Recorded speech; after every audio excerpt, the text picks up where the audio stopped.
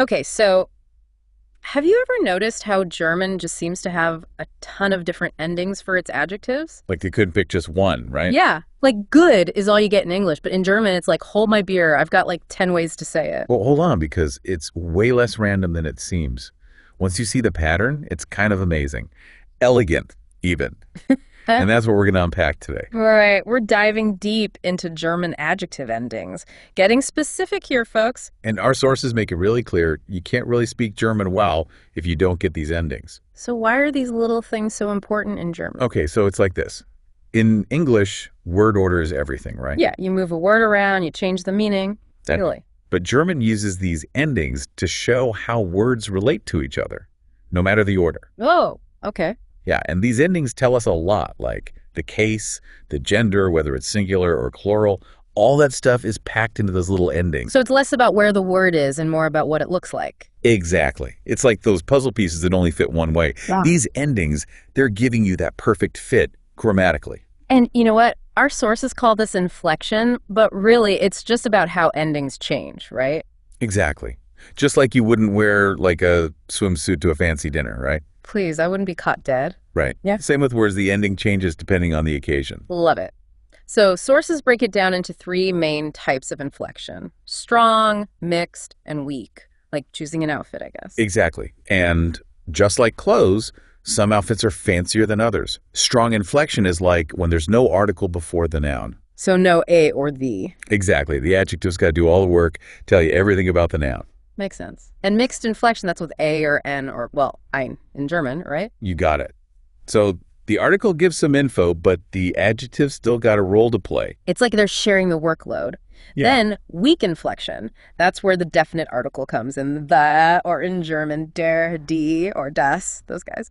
Those articles are like grammar overachievers. Yeah. You know, they give you so much information, the adjective ending can chill out a bit. It's like, der's got this, I can just wear my comfy pants. Exactly.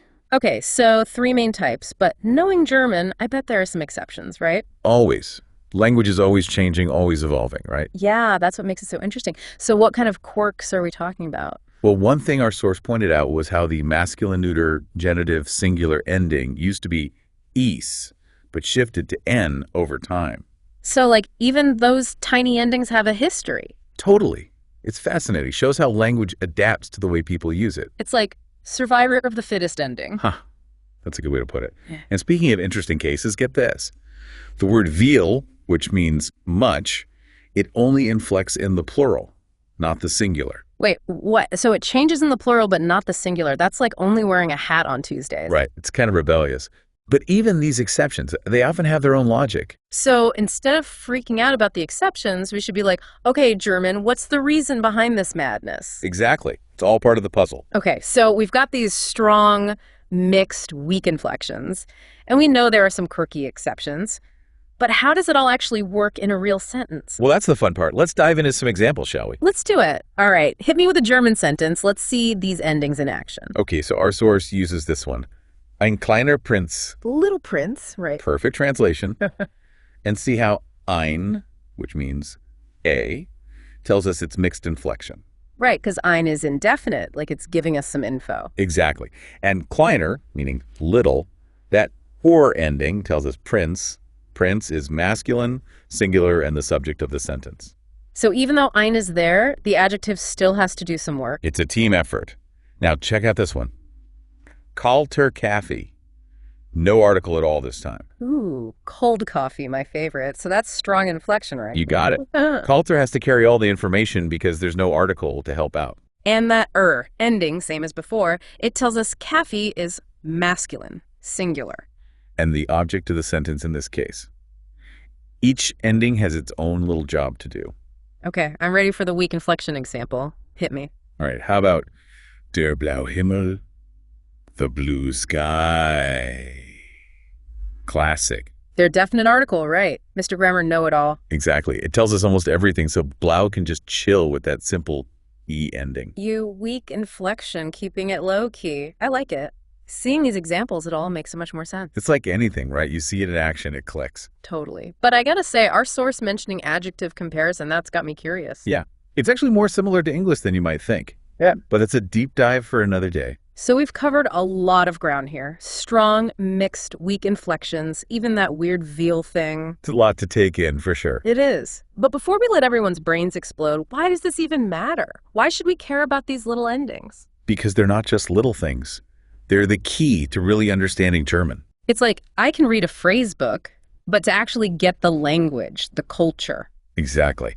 These endings, they're not just grammar, they're how Germans express themselves. So it's deeper than just, like, sounding impressive. It's about getting how Germans think. Totally. It's like those aha moments when you finally see the pattern, the logic. And those moments, they make you feel like you're really getting somewhere, you know? For sure. You start to see those endings everywhere. In books, movies, even just listening to people talk. It's like you've unlocked a secret code. But okay, for our listeners who are ready to go deeper, what's one thing they should remember? Don't be afraid to try. Get a notebook, make some sentences, mess around with it. Yeah, don't worry about being perfect. Just play around with the language. Exactly. That's how you really learn. By making mistakes, by experimenting. So, to wrap things up, we've explored the fascinating world of German adjective endings. We've seen how they work, why they matter, and even some of their quirks. And we've hopefully inspired you to go out there and start using them yourself. Absolutely. Because language is about communication, about connection. So keep exploring, keep practicing, and until next time, Happy grammaring. see you on the next deep dive.